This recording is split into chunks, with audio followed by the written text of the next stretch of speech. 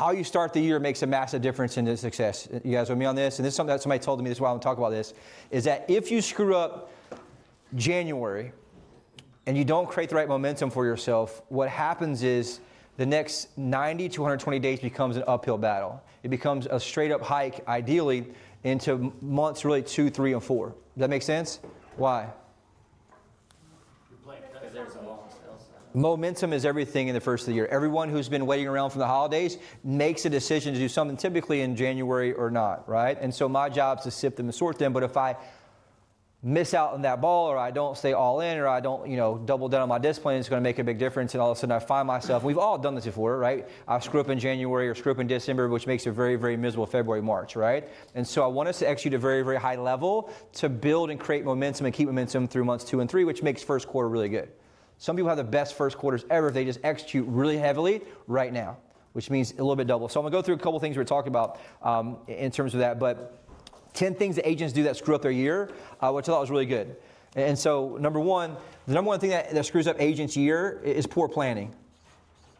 What does that mean, you think? This will be pretty quick, but it's just so helpful. I think it's really good. Poor planning. And really, in the lapse of fundamental income-producing activities. What does that mean? So really planning income-producing activities. What does that mean, you think?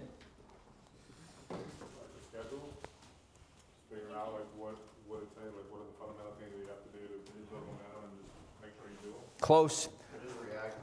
So they don't have a clear plan there's no clear business plan, right? Which is obviously why it's important to have our goals. So like you want to have a business plan for 2026, like here's how many I'm selling by the end of the year. Here's my goal of how many I'm selling by the end of the year. And to do that, I want to reverse engineer how many clients I need, right? How many listings, whatever it is, and I can move the needle based on that. And then I'm going to take that business plan from the year, and what am I going to do? Break it down to quarterly. So Q1 becomes my business plan for the quarter, which mostly done. But if you've done it right, though, I don't want you guys to pick like a half quarterly Q1 goal. I want it based on your business plan from the whole 2026. It's very important because the math has to math. Make sense? If not, I don't believe in it. I don't actually do it. And so, for example, my listing goal, right? I want to sell 100 homes or whatever, 150 homes. I've got to make sure I look back. Okay, what's my conversion last year, right? And so, how can I get the same amount of appointments, but I can convert my appointment met to appointment signed and increase my listings taken and listings sold, right? That's the fastest way to do it, so I don't have to do a whole lot more work. Does that make sense?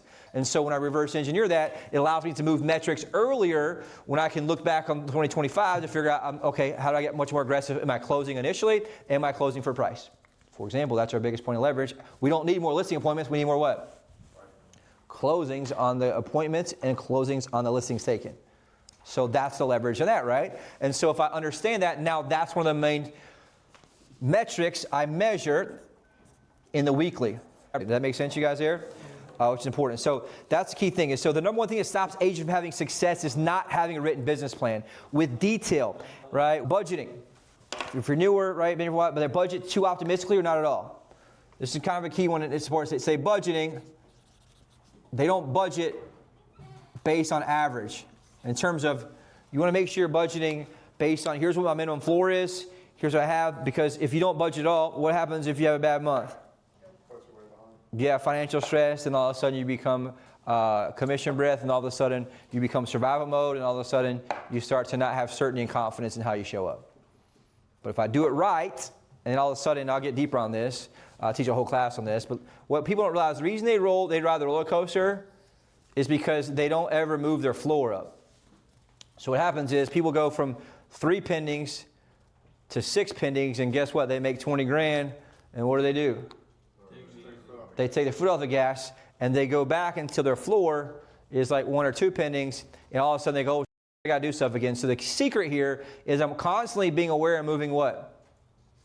My floor up. And so now I freak out when I'm less than 5 pendings and I never go below that, and I'm aware of that all the time. And so that's the flip side of that, is that you want to make sure you understand, but I got to make sure I get my certainty and confidence in this up front. And so that's a key part. In the beginning of the year, make sure you budget, make sure you get it right. Obviously, once you have lots of money in the bank, some do, some don't. It's important to make sure that you're really moving your floor up, which is important. Number 3, they neglect their sphere of influence and past clients in January. Number 3, neglect sphere of influence and past clients in January. Why is that on here, you think? If you don't do it, if you're not keeping up with your business, you're not The excuse is people say, well, I just talked to him in December, right? I just talked to him for the holidays. I reached out for the holidays. And so what they tend to do, they tend to neglect them in January. The problem with that is, guess when everybody's making moves? January. When's the time I need to be the most top of mind? January. Because I want to anchor myself in. We were talking about this on a call too, is that if I hit them hard in January, hard in February, hard in March, if they're making a move this year, guess what I've already done? 3 state touches, I've locked them in for the rest of the year. That's the key point here. You don't know when they're going to move this year, which a lot of them will. You want to make sure you're locked in, and that just comes through more touches. What's that come through? Phone calls, text messages, emails. Detailed emails, like market updates, things that are important. They got to be one-to-one, though. I'm not just blasting this out. Number 4, sporadic daily lead generation. What does that mean? Does that like change to your tone? No, I wish it did. Even worse. The lead generation must be non-negotiable daily block. And this is just phone calls, right? Lead generation for ours is basically calling new business. So it's got to be locked in every single day. Same listing side, right? I got to make sure that every morning I'm making my dials to people that have not signed yet. Right? People that know showed, people that know signed. On the buyer side with you guys, make sure, right, you're just hammering everybody new business, but it's got to be when? It's a great example. Because I want you guys to write this down. Must be non-negotiable daily block. And here's why I'm talking about this. This is a big aha that I wanted to talk about with you guys. 0 days matter. This is the killer of anything momentum-wise in your business. What does that mean, you think? 0 days matter. You lost that whole day of your possible lead generation or putting something on the board. Yeah, I want a few of you guys to pull a calculator just for fun of it. Pull a calculator out. We're going to play like we're in school. You guys ready? 100 plus 98 plus 96 plus 0 plus 92 equals 386, right? So you got 386. Now, I want you to divide that by 5. 77.2. But I aced all the tests, right? If you look at the tests that you took, right, you got what? 100 on a test, 98 on a test, 96 on a test, and 92 on a test. A's and B's. But when you average it out, what do you got? A C. Why? Because the 0 days matter. You add a 0 in there to your constant living life like an A, and all of a sudden a 0 comes in, which is obviously an F. What happens to your grade? It drops two levels. And so 0 days matter in a massive way because it messes up your average. And so if I'm missing 1 day a week, or I'm constantly having a 0 day where I get distracted, I get busy, I have a bad day, and I don't do my prospecting, or don't make my dials. And here's the thing, if you want to look back in the last 6 to 12 months, how many 0 days you have? I guarantee it costs you money. And so the goal for you guys this year is not have any 0 days, at least while you're working, right? If I'm here, I'm getting, well, how do I know a 0 day? What is a 0 day? It's when I don't prospect, I don't have any new business. A 0 day could be reactionary stuff all day, checking emails all day, dealing with a problem deal. That's a 0 day. Why? Because it throws my average off in such a major way that it's going to drop me from an A to a C. And almost a D, really. Right? Think about that. So that's something that makes a big difference. And what's a D? Anybody know? It used to be a 70 back in the day, but now you can have a 60 and have a D. Oh, really? Yeah, so I'm old, but when I was old, a 70 is F. Yeah, 75 is a D. Point being, you got a D almost, right? C or D. Point being, the 0 matters, right? And so here's the thing. I want you guys to write, if you start on January equals empty pipeline for 90 to 120 days, it's a solid uphill climb. And so that's important to make sure I'm looking at what I'm going through. So I don't want you guys to have any 0 days in January because it's going to affect the rest of you. Number 5, they're a secret agent. There's still a few secret agents in here. What does that mean? Don't be a secret agent. But what is secret? Yeah, people that you know don't know your realtor. You guys with me on this? What are you going to date, 6 or 7? 6, right? So you guys have to make sure, well, how do I fix that? You got to make sure you schedule it. It's got to be a scheduled time. For me, it's almost every single time, the same exact time, every single morning, which is important. Number 7, poor time management and a lack of a schedule. Poor time management, lack of schedule. What does that mean? I'm overscheduling stuff over important things. I'm reactionary in how I show up. I'm allowing the consumer to manage my calendar versus me managing my calendar to the consumer. And that would be things like what? Time block, and I make sure that I'm doing it every single morning. You want to treat your prospecting time just like a listing appointment or a buyer appointment. Nothing else comes above it, period. Why? Because I understand that 0 days matter, and if I miss a day for one appointment, it's not worth it. Make sense? So make sure I'm pushing. New lead generation comes first, appointment second, showings third. Now, there are people who have certain, like if they're in town for X amount of hours, right, then obviously you got to make an adjustment there. But let's say if I give up that time, I've got to be able to do what? Move it somewhere else in that same exact day that it has to be owned. The problem is, as a human, if I move that with 4 to 6, what happens at 4 o'clock? I feel tired, I give myself an excuse to let myself off the hook. That's why you always want to eat the ugly frog first. Make sense? And so that's why I want to make sure I make it. Now, here's the deal. I built my business making dial 6 to 9, like years. But it's just important to make sure that it gets done no matter what in those 0 days. Make sense? And so that's a key part of it. But if I protect my morning, then there are times I can move it, but it's got to be moved, not deleted. If that makes any sense. Okay? But I don't want to even, I'm hesitant to even tell you that. But that's because people take advantage of that. Does that make sense? But here's the deal. It's important. You got to look at two things here. Business versus being productive. And just one great analogy I got from somebody, because everybody has life happen, right? Everybody has stuff happen, like we talk about the example of sick kids and car breaking down or a flat tire. And that's going to happen. The question is, does it get me off track, and do I allow that to take my entire day off? Make sense?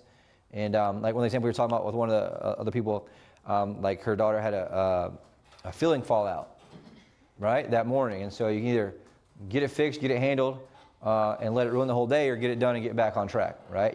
You can hit it, it keeps going. Make sense? Doesn't mean you don't handle it, but you handle it, get right back on track. Does that make sense? Which is important to do there as well. Number 8, this is kind of important. Not developing a niche in which they're an expert at. I want you guys to make sure you kind of study some stuff. Where can you become an expert? It could be income-producing properties, oceanfront properties, investment properties. Like, where can you study that you need to get a little bit better understanding what things are at? I feel like some people, based on their criteria, their career, can get better at certain things. Like, do you understand DSCR loans? Do you understand how investment properties work? Because if you can speak that language at a high level, you're going to attract those clients at a much better rate, and your conversion rates will be much higher. And so where can you educate yourself on to get much better at that? Failing to follow up and nurture consistency. What does that mean? This happens a lot. Following up with long-term. Yes, the long term. How many people have somebody, I forgot about them. I forgot to follow back up with them. I didn't set a task. Like, you have so much slipping through the cracks like crazy, right? For 2 ways. Number one, it's just a discipline of tasks. This is really true on the seller side. We miss them, they fall through the cracks. It's really true on the buyer side. And so you got to, where's the holes in my bucket? You want to be obsessed with the holes in your bucket. We all know 80% of sales happens between the 5th and the 12th contact. If I know that's the case, I got to make sure I'm consistent in my follow-up. Okay? And number 10, they're not investing in becoming a better marketer. Understand how to market, how to write emails, how to write texts, how to connect and get responses on social media, how to get reviews. And it's an example. The old days you could just give your resume, but today, right, your social footprint is going to determine if you're perceived as an amateur or a professional. I'll say it again. Your social footprint is going to determine if you're looked at as an amateur or professional. And that social footprint includes what? Reviews. They look at reviews and your last 6 of them are you, and your stuff's good, they're going to want to work with you. They're going to feel like that you're the best. Great business, not a hobby. What does that mean? They treat the business like, here's the problem. What do you think most people do?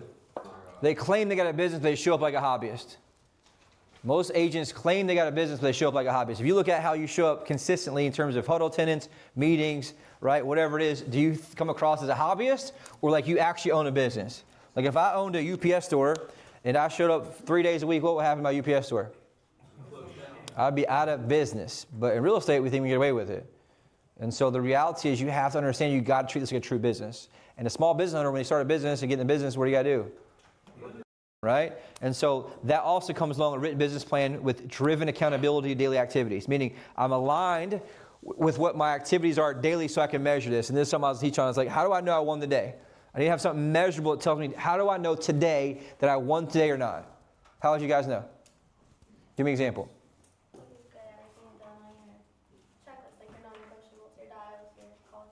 Yep.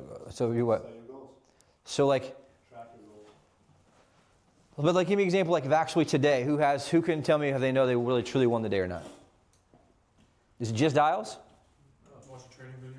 Right? So you want to say, I want to make sure it's measurable. And mostly for most of us, it's going to be book appointments. Right? I want X amount of appointments. Obviously, dials and stuff matter, but like truly winning, moving. We have our morning huddle win, but like for me to actually win the day and go home and feeling good about it, like that, what did I do besides just make dials? Does it make sense?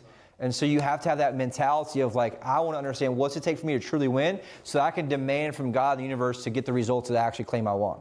And so that's going to be a lot deeper to talk about. And that's a whole meeting itself. But number 2, they block non-negotiables. What does that mean? There's no 0 days. They protect their high-level value income producing tasks. They time block like a machine. Remember, everything becomes like a listing appointment. You know, if a listing appointment, I plan for it, I block for it, makes it important. I don't allow things to overlap it. I protect the calendar. Number 3, this is a good one too. They launch a new year, new market, and marketing follow-up campaign. So they have a new campaign to what? Your entire bucket. You want to send some type of market update to your bucket so they can see you and see your face and they can see who you are, not just phone calls. Why? Because I need impressions. I need them to see me and who I am. Same thing with my sellers. New year, new market. Here's how we ended up last year. Here's how the market's predicted to happen. Hey, we think rates are going to come down a little bit more here in Q1. Let's go ahead and get the price corrected so we can get this thing sold quickly in Q1. Right? That's important to do. I want to use this new year, new market as a marketing opportunity. Make an immediate systematized effort to reach out individually to all clients, past clients, leads, and sphere. Very important to do, right? Number 4, deepen local market, right? You want to deepen your knowledge. Well, how do I do that? Study. Sales for single family, you might know what they were last month. It was up like 17%. It's crazy. So like, it's important to know that because I want to be able to talk about that with my clients because that determines offers, urgency, things like that. Number 5, they connect with accountability and coaching. They stay plugged in. This is true at every top level, right? I do it with my coaches, but people here, plug into accountability, both your coworkers and leadership.